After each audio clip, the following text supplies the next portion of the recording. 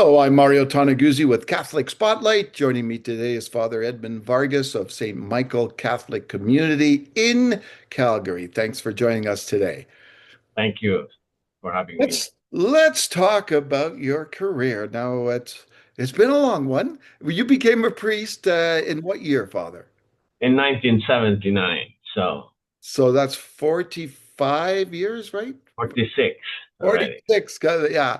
And where did you become a priest? I became a priest in the Philippines in an island called Catanduanes, and so I was born there and got my education until the sixth grade, and then after that I started my seminary training. In the seventh grade, you started seminary? Yeah. Wow. Yes, we call it the minor seminary. Oh, okay then. And then after that, there will be another. After 4 years, we go into college seminary, which is another 4 years, and then theology, which would be another 4 years. So I went through a dozen years. So So, was you must have grown up in a very strong Catholic family. not well, average. They go to mass every Sunday, and so they're members of the parish associations, and they were very active actually. But one thing is, I was sent to the Catholic school and run by Augustinian sisters, and so I think I got my kind of, shall we say, beginnings of my pursuit of the priesthood, because when I was at sixth grade, there was this young priest on a motorcycle pulled into the school to speak about vocations. So Oh, yeah, I remember more the bike, but the thing is, talked about, if you want to come and be part of the seminary for the following year, you're most welcome. And then I indicated my kind of interest, and there we go. I was transported after my sixth grade to the main island, from my smaller island in okay. a place called Albay. And yeah, that's where I began. And 4 years there, after that, I got to Manila to study in the Dominican seminary. It's run by the Dominicans, I mean. So in a place called University of St. Thomas Aquinas. So that's more or less my kind of outline of my priesthood. I was actually ordained at age 23. The bishop can actually dispense the age kind of exception. So I got ordained, and yeah, and so after 46 years, looking back, it's been a blessed kind of journey, and I'll be very very remiss if I'm not expressing my gratitude, not only to God, but especially for the people who kind of accompanied me in my efforts to follow a different path than most. You know what Yeah. I mean? Yeah. So, but the thing is, when you get into the seminary, you're all tentative, and then there will come a time when you have to, in a way, go into crossroads where you have to decide again, and then you go from there again and another crossroads. So, I mean, my getting into the priesthood at grade seven was maybe the first one, and then after graduation in high school, after 4 years in the minor seminary, I have to decide whether I will pursue it again in college seminary, which of course I did, and there are only three people in my in the seminary who will be, actually two people, but the rector made an exception of a third one because it seems that Father Edmund, or Edmund then, was kind of interested, and there is no guarantee if the three will will go forward. Actually, there were three of us, and only the two of us became priests. The other one has the one who was ordained was he's already dead, so he died maybe 10 years ago. But anyway, that's the story. And I graduated with a bunch of people in that college and Yeah. Dominican seminary. Actually, in 2019, we gathered in the Philippines. Three of us became bishops. I mean, not including myself, but the thing is, we gathered in an island resort in the Philippines for 3 nights because one of our classmates is the bishop in that jurisdiction, so he has some kind of a command in terms of accommodating us in the best possible way. So, yeah, I actually missed the gathering this year. We are supposed to have gathered last year, I think, for the 45th. So, okay. I said, well, I'll see you in 4 years for the 50th.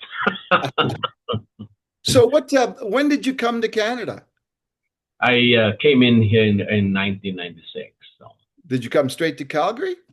No, I actually, I went to California to, according to my friends, you can acclimatize there. And then after a month, I think, or so, I came in here. And so, why did you come to Calgary? They needed us here, I think, and there are priests from our diocese who were already here. So it's kind of, when I actually came from the airport, they met me there at the airport, and then I was transported to a place in the Northeast called St. Mark's Church, where the pastor, Father Raul Granola, was in there, and so yeah. So how many the party began. So over those years in Calgary, how many churches? I don't know if you can count them. How many churches have you been at?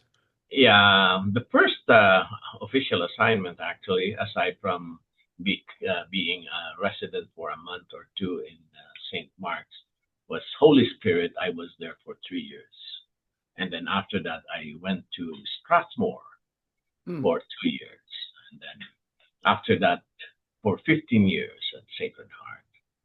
And then after that, I went to St. James in Mardeloup there, and I stayed there for 3 years, and then 2 years in St. Anthony's. And I will be 4 years here in St. Michael's this coming August 1. So, okay. Not that I'm counting. Is it difficult for a priest to keep moving around, besides obviously the 15 years you had at Sacred Heart, but to go from parish to parish, is it difficult for a priest to do that? I mean, depends on how. Every time I arrive at a place, I always tell myself every day that one day I'll be leaving.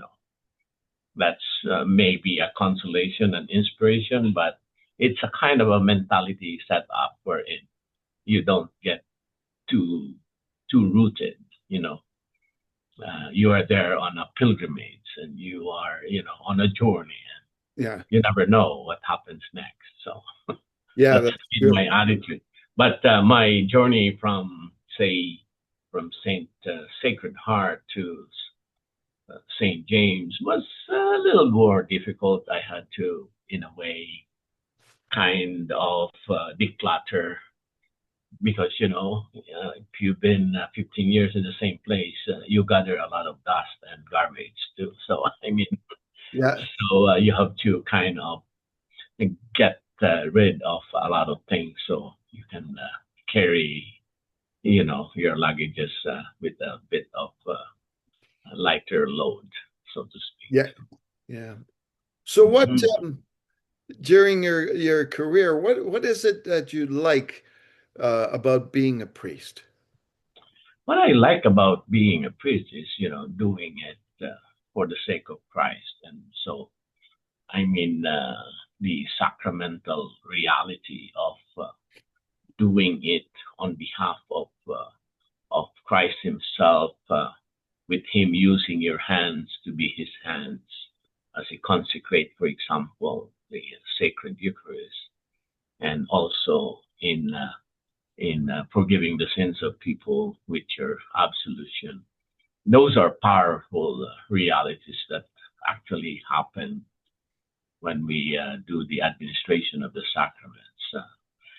It might not be really, tremendous impact on a lot of people, but the thing is, for me as a person, in my humility and maybe unworthiness, I'm still kind of chosen by God to be one of His instruments here on earth. So I Yeah, feel honored, and I always treat my priesthood as God's gift to His people. It's not really a personal gift that He has given to me. It's not for my own yeah. entitlement. It's for my, use for the service of God and humanity. So Okay. that's how I kind of, because growing up when we were in college, that was the time when when martial law was declared in the Philippines. I don't know if you're familiar with Marcos, but I'm one of those martial law students who got into some kind of sense of rebellion and all that stuff. But it has formed my kind of mentality to to be more like a contribution to the cause of the poverty alleviation around us. And during my early years in the priesthood back in the Philippines, I actually was heavily involved with social development and kind of community organizing, especially for women, poor women. We actually got involved with what we refer to as the Grameen Bank credit scheme that is originating from Bangladesh. So we have it replicated there, and it's a powerful. You know, we see here how the evangelization or the preaching of the gospel relates to the cause of social justice and in development in our midst. So, Yeah. because when I came here in Calgary, Bishop O'Byrne then was saying, "I see you have this experience in social development and justice. You want to work with social justice here in the office." I said, "Well, not really. I want to be in the parish. So it will be a break in order to be more with people rather than your task, trying to organize communities." But I think when we celebrate the sacraments, it's one of those fulfilling, celebrations that I get into in my life. So Yeah. Okay. What is the mhm. what's the most difficult thing about being a priest? The most difficult thing of being a priest, I think, these days is you have to keep up with the challenge of relevance, and because you have to be relevant, and you have to keep up with whatever you have to really know about things like theological updates, and continue reading and educating yourself with what is current. And like even now with the new papacy, we have to read up, Rerum Novarum, the document of Pope Leo the 13th, then which was the Pope that was, whose name was lifted by the new Pope. And so apparently his kind of perspective is according to the perspective of the mind of this former Pope by the name of Leo the 13th. So he was up with the challenge of the Industrial Revolution, then the suffering of the working class. And so it's a similar thing that is happening today. Like the Pope has to deal with the social kind of upheaval. And of course, in addition to that, he has to deal with AI, right? Yes. Yeah. True. So obviously, you have a life beyond the priesthood. Let's Yeah. talk a little bit about that. What are your outside of the church and religion, and what are your interests? What do you like to? Yeah, I used to play a lot of, I still play a lot of tennis. Sometimes I dabble into golf. I mean, because a lot of people play golf, people from church and from circles. And uh, I don't make deals on golf courses, but that's where you meet people who can make decisions that are beneficial. You know what I mean? Yes. So in tennis, yeah, I belong to a local club here made mainly of Filipinos, and Ah, yeah, we have maybe almost 100 membership, and yeah, so I'm oh, considered the chair of the board. So oh, cool. mhm. I think you're also a sports fan, right? Because I do recall running into you at Flames games and Stampeder games. Yeah, I mean there's nothing wrong with being a fan of the only only team, the hockey team here in Calgary. Yeah. So actually, to show one of the things that I have done in recent times, I actually went.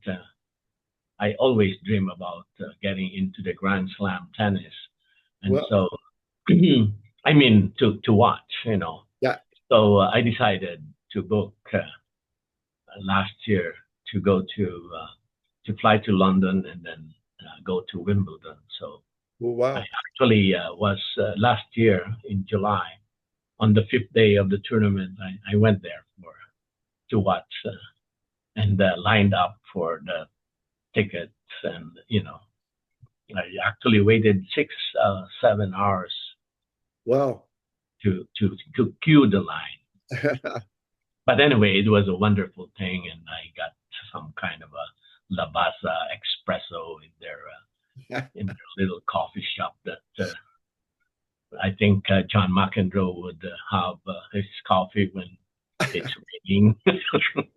It was a little bit raining during that time, and so it was a good experience. Wimbledon is very iconic, Yeah.